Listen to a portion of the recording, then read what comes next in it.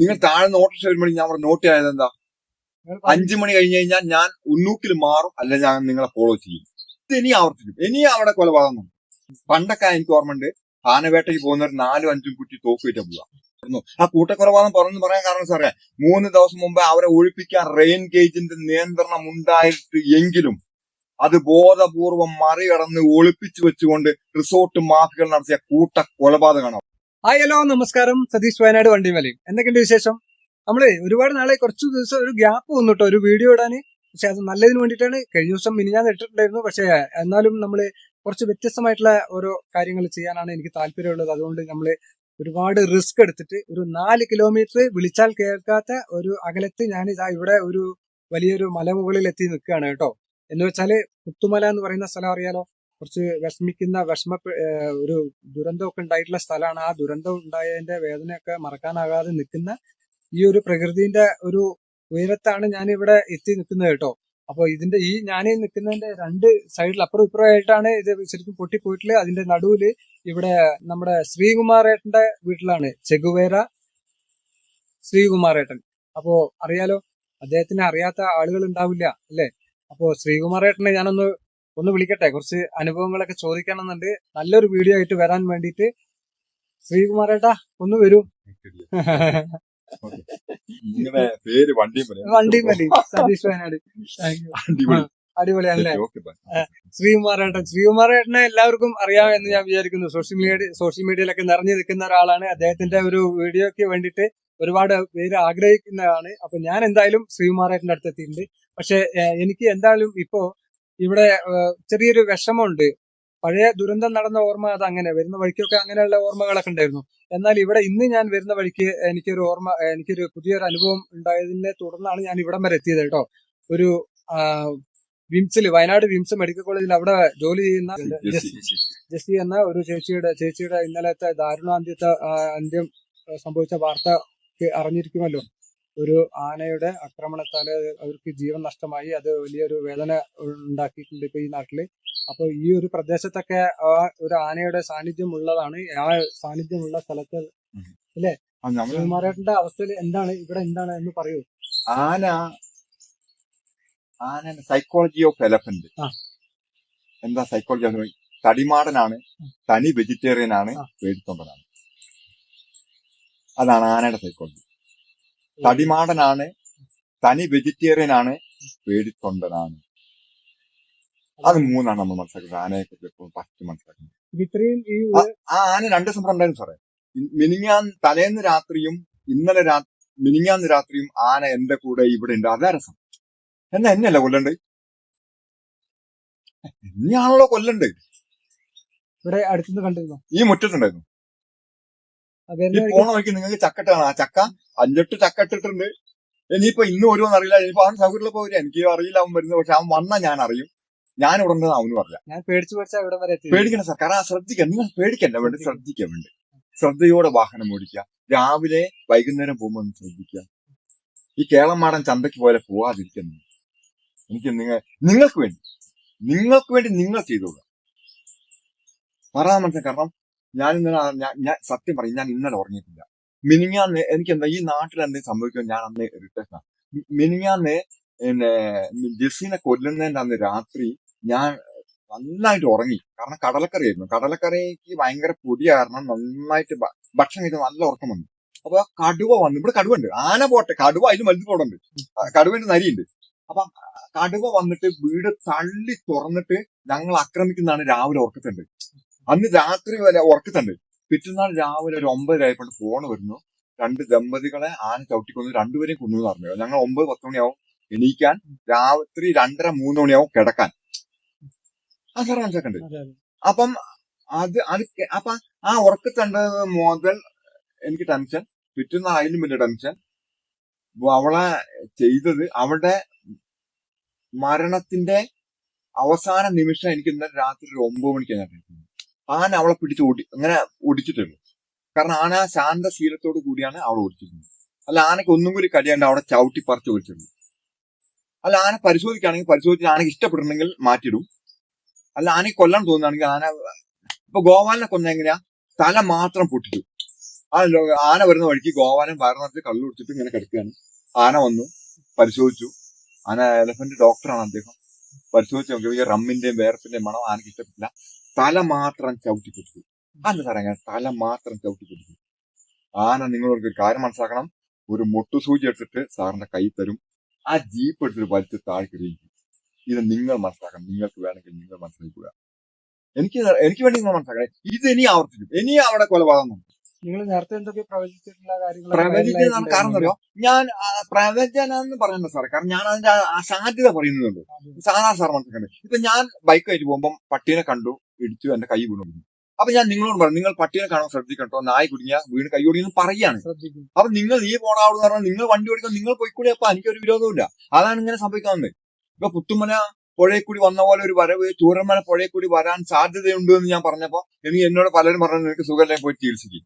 എന്റെ ഹോസ്പിറ്റലും അതാ സംഭവിച്ചു. അതിന് സാധ്യതയുണ്ട്. ഇപ്പൊ നിങ്ങൾ ഇവിടെ വരുമ്പം ഇനിയും ക്യാഷ്വാലിറ്റി കൊടുക്കാൻ സാധ്യതയുണ്ട്. ആ സാറിനെ ഞാൻ നോട്ട് ചെയ്യുന്നത്. നിങ്ങൾ താഴെ നോട്ടീസ് വരുമ്പോൾ ഞാൻ ഇവിടെ നോട്ട് ചെയ്യാതെ എന്താ, 5 മണി കഴിഞ്ഞ് കഴിഞ്ഞാൽ ഞാൻ ഉന്നൂക്കിൽ മാറും, അല്ല ഞാൻ നിങ്ങളെ ഫോളോ ചെയ്യും. നിങ്ങൾക്ക് ഗൈഡൻസ് തരാൻ എന്റെ ബാധ്യത. ഞാൻ പഠിപ്പിച്ച ഇതെന്തറിയോ, ഇത് ബ്രിട്ടീഷിന്റെ രാജ്യമാണ്. സാർ മനസ്സിലാക്കി. അത് പീപ്പിൾ പിടിക്കുന്നതാണ് ആനനെ ഓടിക്കാൻ. ആന ഇവിടെ ഒന്നുമില്ല, ആന പോയി. ആനന് കുറെ കൈയും വരാൻ. ആന റൗണ്ടാണ്. 200 കിലോമീറ്റർ നടക്കും ഒരു ദിവസം. ആന 200 കിലോമീറ്റർ വനപാതയിലൂടെ നടക്കും. അതായത് പറഞ്ഞുതരാം, സാറൻ പറഞ്ഞത് 900 കണ്ടി, പിന്നെ അട്ടമല, പുത്തുമല, ഈ 3 സ്ഥലവും കൂടി 3, 5, 15, ഒരു 150 കിലോ, 200 കിലോമീറ്റർ അത്രയും. നിങ്ങൾക്ക് ഇവിടെ എല്ലാ ദിവസവും ഉണ്ട്. 7 നിമിഷം വരാം. ഞങ്ങൾ രാത്രി സാറ് കഴിഞ്ഞ വർഷം രാത്രി ഞാൻ മൂത്രമൊഴിക്കാൻ വെച്ചാൽ ആന നമ്മൾ നിൽക്കുന്നിടത്തുണ്ട്. ഞെട്ടിപ്പോയി ഞാൻ. ശ്രീകുമാരേട്ടനെ സംബന്ധിച്ചിടത്തോളം ഇത് നിത്യകാഴ്ചയാണ്. ഇപ്പൊ അതിനനുസരിച്ച് പെരുമാറുക. ആനയോട് പെരുമാറുക. മഴ പെയ്യുമ്പോൾ മഴയോട് പെരുമാറുക. വെയിലടിക്കുമ്പോൾ വെയിലിനോട് പെരുമാറുക. നിങ്ങൾ ഈ കേളമ്മാടൻ ചന്തയ്ക്ക് പോലെ പോവാതിരിക്കും. രാവിലൊക്കെ സാറേ അത് പട്ടി ഊരിടുന്ന അവര് താഴ്ന്ന് ശരിക്കും പേടിയാണ് ഇവിടെ നിൽക്കുമ്പോ. ഇവിടെ പേടിയോ? ഇവിടെ പേടിയോ? ഈ ആ ആന മിനിങ്ങാന്ന് ഇവിടുന്ന് ഒരു ചിഹ്നം വിളിച്ചിട്ട് ഞാൻ സൈലന്റ് ആയിരുന്നു മനസ്സിലാക്കണം. ആ സാർ മനസ്സിലാക്കണ്ടേ. ഞാൻ അവളെ മാറ്റി. അവളെ കണ്ടിട്ടില്ല. അവള് തുണി അലക്കിടുന്നു, ആറിയിടുന്നു, ഇവർക്കൊന്നും അറിയില്ല. അപ്പൊ സാറിനോട് അറിയില്ല. നിങ്ങൾക്ക് ഗൈഡൻസ് ഞാൻ തരണം. ഇവിടെ നായ്ക്കൾ അപ്പുറത്തുണ്ട് 5 പട്ടിയുണ്ട്. 5 വീടുകളില്ല, പക്ഷെ പട്ടിയുണ്ട്. 5 പട്ടി എന്നറിയോ. അവിടെ ഞാൻ കുറച്ച് ഭാഗത്ത് വാഴ നട്ടിട്ടുണ്ട്. അപ്പം വാഴ നട്ട് നമ്മളെ പഴം വാങ്ങി അതാണത്. ഈ ചക്ക ചിലപ്പോ ഇന്നിപ്പോ ആ പ്ലാവിൽ നിൽക്കുന്ന ചക്ക ചിലപ്പോ ഇന്ന് രാത്രി വന്നാൽ തിന്നുമായിരിക്കാം. അതെ, ഈ ശ്രീകുമാരേട്ടന്റെ ഇവിടെ ഈ വീട്ടിൽ ഇതെവിടെ 4 കിലോമീറ്ററോളം ആരും താമസിക്കുന്നില്ല, അല്ലെങ്കിൽ ഇത്രയും വിളിച്ചാൽ കേൾക്കില്ല എന്നൊക്കെ പറയുമ്പോൾ ഇവിടെ പട്ടികളൊക്കെ കുറെ കേൾക്കുമ്പോ അത് കാര്യം ശ്രീകുമാരേട്ടന്റെ ഈ ഏലത്തോട്ടത്തില് ഇവിടെ കാവലിന് വേണ്ടിയിട്ട് നിയോഗിക്കപ്പെട്ടിട്ടുള്ള പട്ടികളാണ്. അപ്പൊ അതുകൊണ്ട് അല്ലെ, ഇങ്ങനെയല്ലേ ഇതെല്ലാം പട്ടി എന്ന് പറഞ്ഞാൽ. അതെ, എനിക്ക് ഞാൻ പറഞ്ഞേ സർഗചിത്രാപ്പച്ചൻ ആകാശവാണിയോട് പറഞ്ഞിട്ട് 1 മണിക്കൂർ കിട്ടിയത് എന്താണ്, എനിക്ക് സാറിന് 1 മണിക്കൂർ കിട്ടിയ ഒരു ജന്മം കിട്ടണം പറയാം. പട്ടികളെ നമുക്ക് കൊഞ്ചിക്കാം, തീറ്റി കൊടുക്കാം, കാവലാണ്, ജഡ്ജിയാണ്, ഒരിക്കലും നുണ പറയില്ല. ഇങ്ങനെ കുറെ പ്രത്യേകതകൾ പട്ടികളിലുണ്ട്. അപ്പൊ എനിക്ക് ലാളിക്കാനാണ് മെയിനായിട്ട്. എനിക്ക് ലാളിക്കണം, അവരെ കളിപ്പിക്കണം. ശരി. അപ്പൊ പിന്നെ നമുക്ക് ഒരുപാട് അപ്പൊ ഈ ആനെന്തറിയോ, രാവിലെ വൈകുന്നേരം പോകും. എനിക്ക് പറഞ്ഞിട്ട് കാര്യമല്ല, പറഞ്ഞിട്ട് കേൾക്കാനും പോകുന്നില്ല. അവരവരുടെ വഴിക്ക് വിടുക, അത്രേ പറയാൻ. ഇനി ഇതിന് പുറമെ എന്തൊരു കഷ്ടം. കഴിഞ്ഞ മുമ്പിലത്തെ ദിവസം ഇവിടെ 2 വർഷം മുന്നേ ഇവിടെ സംഭവം. ആന ഇതേപോലെ രാവിലെ തൊട്ട് വൈകുന്നേരം വരെ, അല്ല സോറി, പുലർച്ചെ വരെ എന്റെ അടുത്ത് നിന്നു. എനിക്കറിയാം ആന ഇതിൽ പോകുന്നുണ്ടെന്ന്. തണുപ്പ് വരികയാണെങ്കിൽ അവന്റെ ചാല് കാണിച്ചില്ല. ആന അവിടെ വന്നിട്ട് ഇതേപോലെ നിന്നിട്ട് മോളോട് കയറി പോയിട്ട് ആ വഴിയിൽ നിന്ന് ചക്ക പറിച്ചുകൊണ്ടിരിക്കുമ്പം ആനയുടെ കാല് കമ്പ് കുടുങ്ങി. ഈ 2 പ്ലാവുണ്ട്, ആ കമ്പ് കുടുങ്ങി. അപ്പം ആന അവിടെ കുടുങ്ങി കിടക്കുക. 4 പെണ്ണുങ്ങളുണ്ട് പണിക്ക് പോകുന്നു. അപ്പം 2 പെണ്ണുങ്ങള് അപ്പുറം കണ്ടു. 3ാമത്തെ പെണ്ണുങ്ങൾ ആനേനെ കണ്ടു. ഇത് ആനേനെ കണ്ട് കരഞ്ഞുകൊണ്ട് ഓടി വീണിട്ട് ആന എടുത്ത് വലിച്ചെറിഞ്ഞ് കാലൊടിഞ്ഞു. സമരം നടക്കുക അവിടെ. ഫോറസ്റ്റ് ഓഫീസ് തല്ലി പൊളിക്കുന്നു. ഫോറസ്റ്റിനോട് ഞാൻ അവിടെ സ്ഫോടനം നടത്തിയത് വന്നു. ഇത് മൃഗങ്ങള് ഉറങ്ങുന്ന സ്ഥലമാണ്. മൃഗങ്ങൾ ഉറങ്ങുന്ന സ്ഥലമാണ്. ഇപ്പൊ ഉറങ്ങുന്നവരുണ്ട്. പടക്കം പൊട്ടിച്ച് വരട്ടി ഓടിക്കാനാണ് ഈ ഫോറസ്റ്റുകാര്. പടക്കം പൊട്ടിക്കാൻ തിരിഞ്ഞു വരും. ഒറ്റക്കൊമ്പനും ഇടഞ്ഞ ആനയും പടക്കം പൊട്ടിക്കുന്നിടത്തേക്ക് തിരിഞ്ഞു വരും. പണ്ടൊക്കെ എനിക്ക് ഓർമ്മയുണ്ട്, ആനവേട്ടയ്ക്ക് പോകുന്നവർ 4-5 കുറ്റി തോക്ക് വെച്ചാ പോവുക. സൗണ്ട് കേട്ടാ അവര് പോകും. അതായത് വിരട്ടി ഓടിക്കുകയാണ്. പിന്നെ ഫോറസ്റ്റുകാർക്കാണ് ട്രെയിനിങ് കൊടുത്തത്, ജനങ്ങൾക്കാണ് ട്രെയിനിങ് കൊടുത്തിട്ടില്ല. ജനങ്ങൾ കൊടുക്കൂല. ഇനി ആന കൊല്ലും. ആന കുഞ്ഞവറാനെ കൊന്നു, ഗോവാലിനെ കൊന്നു, പിന്നെ ആറുമുഖനെ കൊന്നു, ഇനിയും കൊല്ലും ആന ഇനിയും കൊല്ലും, അത് ഉറപ്പാ. എന്താന്ന് വെച്ചാല് നമ്മള് ഈ ശ്രീകുമാരന്റെ അടുത്തുനിന്ന് എന്തെങ്കിലും ഒരു കാര്യം കിട്ടുമ്പോ പേടിയാണ്. കാര്യം ഇതിനു മുമ്പ് ഒരു ഉരുൾപൊട്ടലിന്റെ കാര്യം അത് ഞാൻ സാധ്യത പറഞ്ഞു. ഞാൻ പറഞ്ഞാണ്. പറഞ്ഞു അയാൾ രാവിലെ വണ്ടി വെച്ച് പോകുന്നുണ്ടാവും. പക്ഷെ രാവിലെ വണ്ടി വെച്ച് പോകുമ്പോ എന്താ ശ്രദ്ധിക്കുന്നത്, 5, 6, 7 മണി സമയത്ത് ആന പാസേജ് ആണ്. വേണമെങ്കിൽ ചിന്തിച്ചോളുക, എനിക്ക് വേണ്ടി ചിന്തിക്കണ്ട. വേണമെങ്കിൽ നിങ്ങൾ വേണം ചിന്തിച്ചു. ആന പാസേജിന് ടൈമാണ്. അപ്പൊ ഞാൻ ചെറുതും ആന വലുതാണെന്ന് മനസ്സിലാക്കിയിട്ട് ദൈവത്തെ ഓർത്ത് ശ്രദ്ധിച്ച് പോവുക. അല്ലെങ്കിൽ നല്ല നടയെ കൊണ്ടോ കയറി ആനക്ക് ചെയ്യേണ്ടത് ആന ചെയ്തോളും. നമ്മളെ ബുദ്ധിമുട്ടുള്ള ആവശ്യമൊന്നുമില്ല. ആനേനെ നിങ്ങൾക്ക് ഒരു ചുക്കും ചെയ്യാൻ പറ്റൂല. അതെ 15 ടൺ ഉണ്ട് ഇപ്പോഴത്തെ മാർക്കറ്റിൽ. 1 കോടി രൂപ, 1 കോടി മുതൽ 1.5 കോടി രൂപ വരെ ഒരു ആനയ്ക്ക് വിലയുണ്ട്. ആരോട് പറയാൻ? മുണ്ടക്കൈ പുഴ കരകവിഞ്ഞൊഴുകുന്നു, ആരോട് പറയാൻ? കലക്ടർ അറിയില്ല, പഞ്ചായത്ത് പ്രസിഡന്റ് ഫോട്ടോ എടുത്ത് കളിക്കുന്നു, വാർഡ് മെമ്പർ കള്ളു കുടിച്ച് ബോധമില്ലാണ്ട് റിസോർട്ടിൽ കിടക്കുന്നു, ആരോട് പറയാൻ? വന്ദേ മാതരം. നിങ്ങൾ നിങ്ങളുടെ വഴിക്ക് പോവുക. അപ്പോ നമുക്ക് ഇനിയും വരും സാറേ, ഇനിയും ഇനിയും തുടങ്ങുമ്പോഴേ ഇതെന്തറിയോ, ഇന്ത്യയുടെ കണക്കെടുക്കാം. നിങ്ങൾ എന്തറിയോ, എന്നെ നിങ്ങളെ കുറിച്ച് പഠിക്കണം. ഇതിൽ പഠനം മാത്രമേ ആവശ്യമുള്ളൂ. കാരണം ഇന്ത്യനെ കുറിച്ച് പഠിക്കുക, വിദേശ രാജ്യത്തിനെ കുറിച്ച് പഠിക്കുക, നമ്മളെ കുറിച്ച് പഠിക്കുക, മറ്റുള്ളവരെ കുറിച്ച് പഠിക്കുമ്പോൾ സ്വയം സറണ്ടർ ആവും. ആനേനെ കുറിച്ച് പഠിക്കുക. ആന കഴിഞ്ഞ ദിവസം മുഴുവൻ ചിഹ്നം വിളിച്ചപ്പോൾ ഈ പ്രദേശം മുഴുവൻ സൈലന്റ് ആയിരുന്നു. ഒരീച്ച പറക്കില്ല. അത് പകുതിയെ വിളിച്ചിട്ടുള്ളൂ. പിന്നെ ഞങ്ങൾ ഒരു 1.5-3 മണിക്കൂർ കഴിഞ്ഞ ശേഷമാണ് വീട്ടിന്റെ അകത്ത് നിന്ന് പുറത്തു വന്നത്. എനിക്ക് അവിടെ വന്നൊരു ആനന്റെ മുതുകിന് ചാടായിരുന്നു പറഞ്ഞു. ആനയുടെ മുന്നിൽ ചാടാൻ ഞാൻ വീഡിയോ വയ്ക്കാൻ ഞാൻ ഉണ്ടാവില്ല അവിടെ. ആ സാർ മനസ്സിലാക്കണ്ടേ, അത് അറിഞ്ഞിരിക്കുക. 15 ടണ്ണ് വരും ആന. അപ്പൊ ഇത് പഠിക്കണം, ഇത് പഠിപ്പിക്കാൻ പറ്റൂല. അതാണ് നിങ്ങൾ അറിയില്ല, നിങ്ങളത് പഠിപ്പിക്കാൻ സമ്മതിക്കൂല, നിങ്ങൾ പഠിക്കൂല, നിങ്ങളോട് പഠിക്കാൻ പോകുന്നില്ല. ഇനിയിപ്പോ നാളെ ആരെങ്കിലും എടുത്താൽ ബൈക്ക് വെച്ചാൽ പോകും, നാളെയും കൊല്ലും, മറ്റന്നാളും കൊല്ലും. മുണ്ടക്കൈ വ്യക്തമായ അനുഭവ പാഠം പുത്തുമന ഉണ്ടായിട്ട് മുണ്ടക്കൈ കൂട്ടക്കൊലപാതകം തുടർന്നു. ആ കൂട്ടക്കൊലപാതകം പറയാൻ കാരണം സാറേ, 3 ദിവസം മുമ്പ് അവരെ ഒഴിപ്പിക്കാൻ റെയിൻ ഗേജിന്റെ നിയന്ത്രണം ഉണ്ടായിട്ട് എങ്കിലും അത് ബോധപൂർവം മറികടന്ന് ഒളിപ്പിച്ചു വെച്ചുകൊണ്ട് റിസോർട്ട് മാഫിയകൾ നടത്തിയ കൂട്ടക്കൊലപാതകമാണ് അവിടെ. കോടതി കേസ് കൊടുത്തിട്ടുണ്ട്, കോടതി കേസ് ഫയൽ സ്വീകരിച്ചിട്ടുണ്ട്, കേസ് വിളിക്കുന്നില്ല. കേസ് നിയമം നടപ്പിലാക്കാൻ നമുക്കറിയാം. Democracy is the people, for the people, by the people. I am the judge, I am the lawyer, I am the court. അതാണ് നമ്മൾക്ക് ഓരോരോ മനുഷ്യന്റെ മനസ്സും കോടതിയാണ് സാർ. നിങ്ങൾക്ക് എന്നെ കൊല്ലണമെന്നും തോന്നാൻ നിങ്ങൾക്ക് എന്നെ കൊന്ന ആത്മഹത്യ ചെയ്യാം. നിങ്ങൾക്ക് ആത്മഹത്യ ചെയ്യാൻ നിങ്ങൾക്ക് ആത്മഹത്യ, നിങ്ങൾക്ക് ജീവിക്കാം. Your court, your mind is കോർട്ടാണ്. അതാണ് മനസ്സിലാക്കണം. ഇവർക്ക് അറിയായിട്ടല്ല. ആ പൊസിഷൻ സാറിന് ഇനിയിപ്പോ നിങ്ങൾ എന്റെ ഒരു ഇന്റിമേറ്റ് ആണെന്ന് എനിക്ക് മനസ്സിലായി. ആൻഡ് റിലേറ്റീവ് ആണ്, ഇന്റിമേറ്റ് ആൻഡ് റിലേറ്റീവ് ആണ്. അതുകൊണ്ട് ഞാൻ ഇന്ന് വളരെ സന്തോഷവാനാണ്. അതാണ് ഞാൻ ഇങ്ങോട്ട് നിന്ന് സംസാരിക്കുന്നത്. മറ്റു ഞാൻ ഇങ്ങോട്ട് നിന്ന് സംസാരിക്കില്ല. കാരണം ആ പൊതുശ്മശാനത്തിന് കൂട്ടക്കൊലപാതകം നടത്തിയ മൃതശരീരങ്ങൾ ഇവിടെ കൊണ്ടുവന്നു തൊട്ട് താഴെ. അതെനിക്ക് തന്ന നല്ലൊരു സമ്മാനം. ഞാൻ കാരണം മുഖത്ത് അടിക്കാന്ന് പറഞ്ഞില്ല നമ്മള്.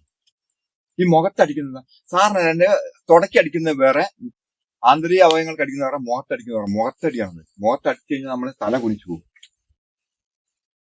അതിനെ ഇനി തുടരും. അതിന് കാരണം ഇനിയിപ്പോ നമ്മളെന്തറിയോ, ഇനി നാടകീയമായ കാലത്തിലൂടെ ലോകം കടന്നു പോകാം. ഇത് ഉരുൾപൊട്ടലും അല്ല സാർ, മനസ്സിലാക്കുക. ആർട്ടിഫിഷ്യൽ മാൻ മെയ്ഡ് ഡിസാസ്റ്റർ. അതിന് എനിക്ക് പഠിപ്പിക്കാൻ നിങ്ങൾക്ക് മിനിമം ഒരു 7 ദിവസമെങ്കിലും എന്റെ സ്റ്റേ ചെയ്യുകയാണെങ്കിൽ സാറും പറയും ഉരുൾപൊട്ടലുണ്ടാകും.